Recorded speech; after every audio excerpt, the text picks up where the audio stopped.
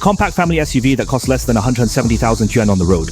Today, let's take a look at whether the Lexus LX 700h is worth considering and what its pros and cons are. The car is 5,115mm long with a relatively short wheelbase of 2,150mm. In terms of power, it uses a 3.5-litre V6 twin-turbocharged engine paired with a 40kW small electric motor integrated between the engine and the clutch, forming a parallel non-plug-in hybrid system. The combined output reaches 336 kilowatts with a total torque of 796 Nm, enabling this 2.84-ton vehicle to accelerate from 0 to 100 km per hour in 6.5 seconds.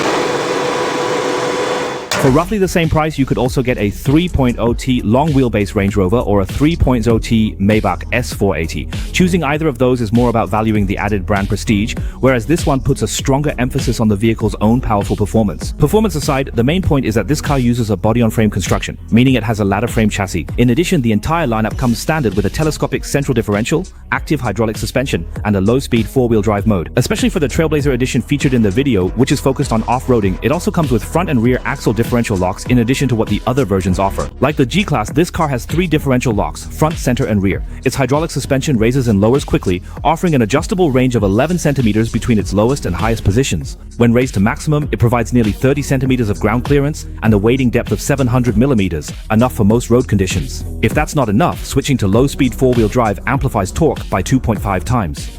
If that's still not enough, then lock the center differential, the rear axle differential, and the front axle differential, allowing you to traverse mud and rough terrain step by step and reach the summit with ease. The whole process truly satisfies a man's desire for conquest. Of course, if you don't want to go through all that trouble, in most situations you can leave everything to the MTS all-terrain control system, which allows the vehicle to automatically adjust in real time according to the current road conditions. However, its shortcomings in non-off-road scenarios are also quite obvious, and they basically all revolve around its compact size. Let's take a look at the model information for the Lexus LX 700h. The Dongchedi Car Owners Database provides detailed configuration parameters for reference. Although the car is over 5.1 meters long, its wheelbase is only 2,850 millimeters, which is exactly the same as the Prado and the GX. Combined with the front mid-engine layout and the body-on-frame design, the rear seat space is quite cramped. For someone like me, who is 1.79 meters tall sitting in the second row, there is still some headroom and legroom, but the overall seating experience is clearly not comparable to vehicles like the Range Rover X7 or GLS, which have a wheelbase of over 3 meters. It's adequate, but not particularly luxurious. And yet they insisted on making it a 7-seater. When you open the tailgate, you'll see the battery placed first, and then 2 seats are set on top of the battery. This also results in the trunk threshold being extremely high, almost up to your chest, making it quite inconvenient to load and unload items. The third row seat cushion is really just a pad placed directly on top of the base, so when you sit there's almost no support for your legs at all. When I sit in the third row, my knees and head are both tightly wedged in place. Honestly, the third row is really only suitable for children.